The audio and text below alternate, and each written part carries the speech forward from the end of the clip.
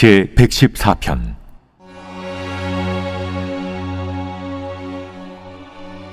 이스라엘이 애굽에서 나오며 야곱의 집안이 언어가 다른 민족에게서 나올 때 유다는 여호와의 성소가 되고 이스라엘은 그의 영토가 되었도다.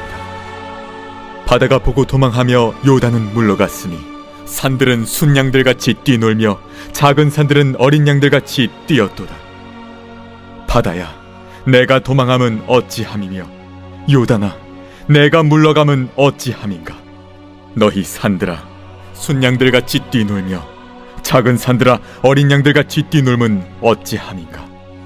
땅이여, 너는 주 앞 곧 야곱의 하나님 앞에서 떨지어다. 그가 반석을 쳐서 못물이 되게 하시며 차돌로 샘물이 되게 하셨도다. 7월 12일 금요일 6.19 온전함 기도에 오신 여러분을 환영합니다. 여러분, 우리가 결혼기념일이나 어떤 특별한 날을 기념할 때 그날의 이야기를 어떻게 떠올리시나요? 아, 예전에 그런 일이 있었지 하고 흘려보내는 사람은 없습니다. 그날의 감격을 다시 꺼내어서 지금 이 순간 다시 그 감정을 느끼려고 할 겁니다. 유대인들에게 6월절이 그렇습니다. 시편 113편부터 118편까지를 할렐 미쓰리라고 해서 이스라엘 백성이 애굽에서 구원받은 때를 기억하며 부르는 찬양이 시편 113편부터 118편까지를 말합니다. 그리고 오늘 본문인 114편은 바로 그 찬양의 핵심입니다. 유대인들은 지금도 세데르라고 하는 6월절 저녁 식사 자리에서 이 시를 낭송하고 오순절과 초막절, 하누카와 같은 주요 절기 때마다 회당과 가정에서 이 노래를 부르면서 이집트의 노예 생활에서 해방된 그 역사적인 사건을 오늘의 기쁨으로 다시 재현합니다. 그런데 여기서 중요한 것이 하나 있습니다. 이 시는 과거의 구원 사건을 단순한 회상으로 두지 않습니다. 신학자들은 이것을 제의적 현실화라고 부르는데 조금 어려운 말이지만 풀어보자면 이런 뜻입니다. 노래를 부르는 그 순간에 수백 년 전 사건이 오늘 자신에게 일어나는 사건으로 다시 살아난다는 것입니다. 그때 그들이 나왔다가 아니라 오늘 우리가 나온다인 것입니다. 실제로 시편 기자는 자신이 태어나기도 전에 있었던 출애굽 사건을 노래하면서도 마치 오늘 자기 눈앞에서 바다가 갈라지고 산들이 뛰노는 것처럼 생생하게 그려냅니다. 그런데 여러분, 우리는 어떻습니까? 구원을 이렇게 생각하지는 않으신가요? 그거 예전에 내가 처음 예수님 믿었을 때 있었던 일이야.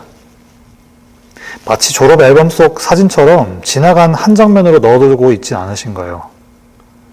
오늘 본문이 우리에게 선포하는 것은 단순한 이스라엘의 독립운동 이야기가 아닙니다.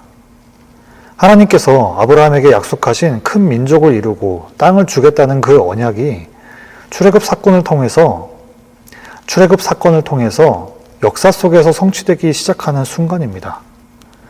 그리고 그 해방은 예수와 그 그리스도께서 십자가와 부활을 통해 우리를 죄와 사망의 권세, 곧 영적 애굽에서 건져내신 그 사건을 미리 보여주는 밑그림입니다.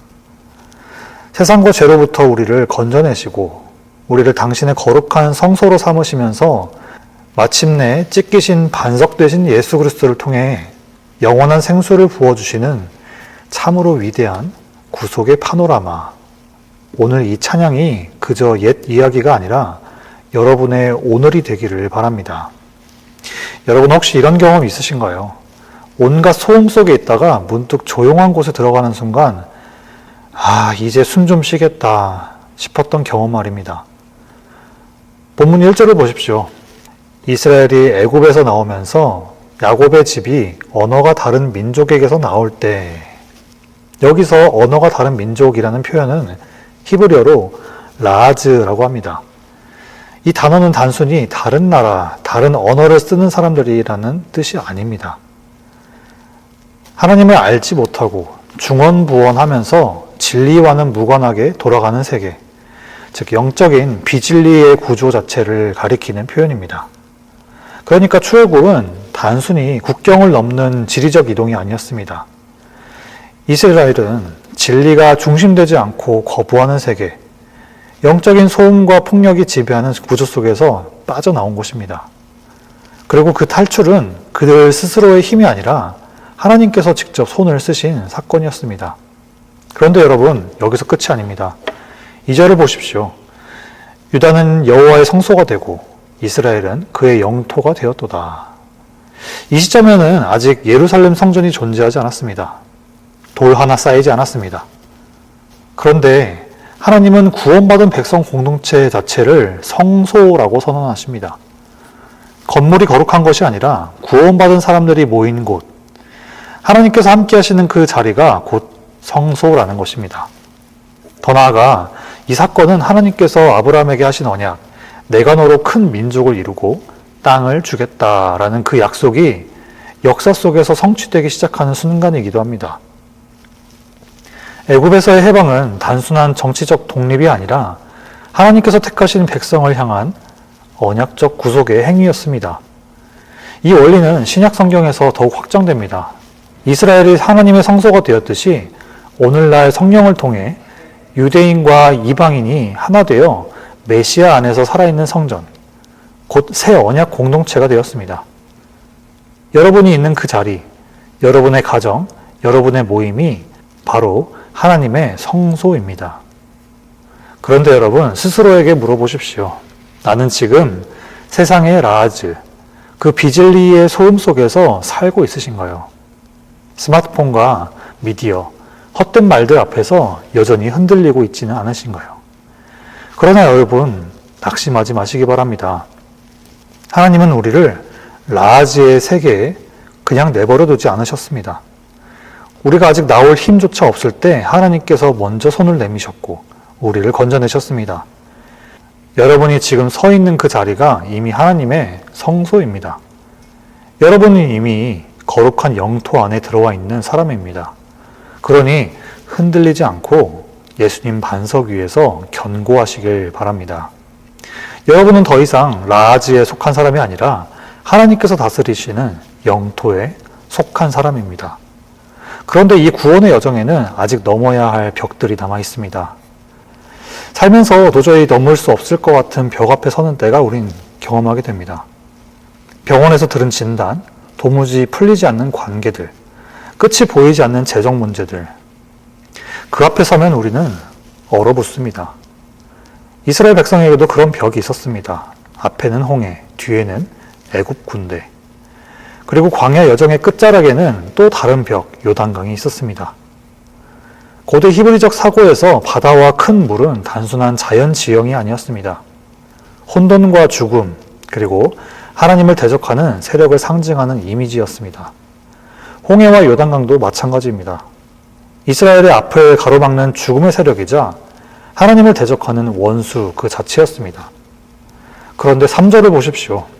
바다가 보고 도망하며 요단은 물러갔으며. 여기서 주목할 것이 있습니다. 이스라엘이 이 물을 밀어낸 것이 아닙니다. 물이 스스로 도망하고 물러갑니다.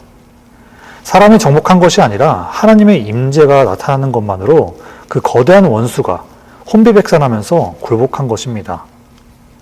그리고 5절에서 6절 시편 기자는 이렇게 묻습니다. 바다야 내가 도망함은 어찌함이며 요단아 내가 물러감은 어찌함인고 너희 산들아 어린 양들같이 뛰노면 어찌함이며. 이건 진짜 궁금해서 묻는 질문이 아닙니다. 히브리 시가에서 흔히 쓰이는 거룩한 조롱이라는 수사법입니다. 야, 너 그렇게 크고 위협적이어 보였던 너가 왜 도망가니? 이런 질문인 거죠. 어떠한 비진리의 세력, 어떠한 죽음의 권세도 여호와 하나님 앞에서는 결국 무릎 꿇을 수밖에 없다는 선포입니다. 산들이 어린 양처럼 뛰노는 이 장면 상상해 봅시다. 딱딱하고 거대한 산이 갓 태어난 새끼 양처럼 팔짝팔짝 뛰는 모습입니다. 이는 단순한 표현이 아니라 창조세계 전체가 하나님의 구원 사건 앞에서 보이는 반응이며 이 구속 사건이 지니는 우주적인 무게감을 드러내는 장면입니다. 두려움의 대상이었던 것이 이제는 기쁨의 이유가 되는 것. 이것이 바로 구원받은 자의 기쁨입니다. 여러분, 앞서 시편 113편이 조명하듯이 이 모든 사건의 배후에는 불가능을 기적의 재료로 삼으시는 하나님의 권능이 있습니다. 그런데 여기서 날카로운 대조가 하나 있습니다. 감정도 지성도 없는 산과 바다조차 창조주 앞에서 이렇게 경외함으로 반응하는데, 정작 이성과 감정을 지닌 우리 인생은 하나님의 영광 앞에서도 꼼짝하지 않는 도도함을 보이고 있지 않으신가요? 그러나 여러분, 같이 기억합시다. 홍해도 요단강도 여러분을 가로막고 있는 그 무엇도 하나님 앞에서는 이미 도망칠 준비가 되어 있는 대적일 뿐입니다. 여러분이 지금 마주한 그 벽이 아무리 거대해 보여도 하나님의 임재가 나타나는 순간 그것은 장애물이 아니라 기적의 재료로 바뀝니다. 두려워하지 마십시오. 오히려 그 벽 앞에서 산들이 뛰놀았듯 여러분도 곧 춤추게 될 것입니다. 그런데 여러분, 이 환희에 이르기까지 거저 얻어지는 것은 없습니다. 본문 7절을 보겠습니다. 땅이여 너는 주 앞, 곧 야곱의 하나님 앞에서 떨지어다. 여기서 떨지어다라는 말, 히브리어로 힐입니다. 이 단어는 단순한 공포를 뜻하지 않습니다. 산고를 겪다, 몸부림치다, 그리고 동시에 춤추다라는 복합적인 의미를 담고 있습니다. 생각해 보십시오. 산고의 고통과 춤, 전혀 어울리지 않는 두 단어가 한 단어 안에 들어 있습니다. 이것이 바로 구원의 본질입니다. 옛 자아가 흔들리고 깨어지는 고통의 순간을 반드시 통과해야 비로소 구원의 환희 속에서 춤추게 됩니다. 신학자들은 이를 메시아의 산고라고 부릅니다. 새로운 시대, 새로운 생명이 태어나기 위해서는 반드시 진통이 있어야 하는 것입니다. 여러분의 삶에도 이런 흔들림이 있었을 것입니다. 옛 습관이 깨어지는 아픔, 익숙했던 것들과 결별하는 고통, 그것을 두려워하지 마십시오. 그 흔들림은 여러분을 무너뜨리기 위한 것이 아니라 새로운 생명을 잉태하기 위한 거룩한 산고입니다. 그러나 산고에는 반드시 그 끝에 젖과 생명을 공급받는 순간이 옵니다. 산모가 아이를 낳은 후 그 아이를 품에 안고 먹이듯이 하나님도 우리를 흔드신 후에 반드시 먹이십니다. 8절입니다. 그가 반석을 쳐서 못물이 되게 하시며 차돌로 샘물이 되게 하셨도다. 광야의 척박한 차돌, 그 단단한 반석에서 생수가 터져 나왔습니다. 물 한 방울 나올 것 같지 않은 그 돌덩이에서 갈증에 지친 수백만 명의 백성을 먹일 만큼의 물이 솟구쳤습니다. 시편에서 하나님을 가리키는 표현 중 가장 많이 등장하는 이미지가 바로 반석입니다. 이는 단순히 견고함을 나타내는 것이 아니라 구원의 하나님을 가리키는 표현입니다. 그리고 이 물은 단순히 육신의 갈증을 해소하는 물이 아니었습니다. 신명기 32장은 이 반석에서 나온 것을 진리의 말씀과 성령의 기름 부으심으로 설명하고 있습니다. 하나님은 끝까지 자기 백성을 먹이시고 진리로 채우시는 분이십니다. 그런데 여러분, 이 반석의 궁극적인 실체가 무엇입니까? 고린도전서 10장 4절은 분명히 증언하고 있습니다. 이 반석은 다름 아닌 예수 그리스도이십니다. 마태복음 7장에서 예수님이 말씀하신 반석 위에 지은 집, 그 반석도 바로 그리스도와 하나 된 삶을 가리킵니다. 십자가에서 채찍에 맞으시고 몸이 찢기심으로 말미암아 메마르고 갈라진 우리 영혼에 영원한 생수와 참된 안식이 허락되었습니다. 애굽에서의 해방, 6월절 어린 양의 희생은 결국 골고다 언덕에서 찢기신 반석을 향해 완성되는 것입니다. 그리고 이 생수를 마신 자들에게는 특별한 반응이 있습니다. 구원받은 백성은 하나님께 즐거움과 기쁨의 노래를 부릅니다. 히브리어로 라난이라고 하는데요. 이 단어의 구원에 관련된 굉장히 흥미로운 연결점들이 많이 있습니다. 이는 단순한 감사가 아니라 구속받은 자들이 부르는 부활의 노래입니다. 그리고 시편 17편 15절은 이렇게 노래합니다. 나는 의로운 중에 주의 얼굴을 배우리니 깰 때에 주의 형상으로 만족하리이다. 여기서 만족은 히브리어로 사바라는 뜻인데 먹어서 배부르다는 뜻입니다. 이것은 단순히 지금 여기서의 만족이 아니라 하나님이 계획하신 부활의 상태에 이르렀을 때 누리는 궁극적인 만족을 가리킵니다. 성경에서 믿음의 본보기가 된 사람들, 그리고 의인이라 부르는 사람들의 특징은 하나님께서 의롭게 여겼다라고 말합니다.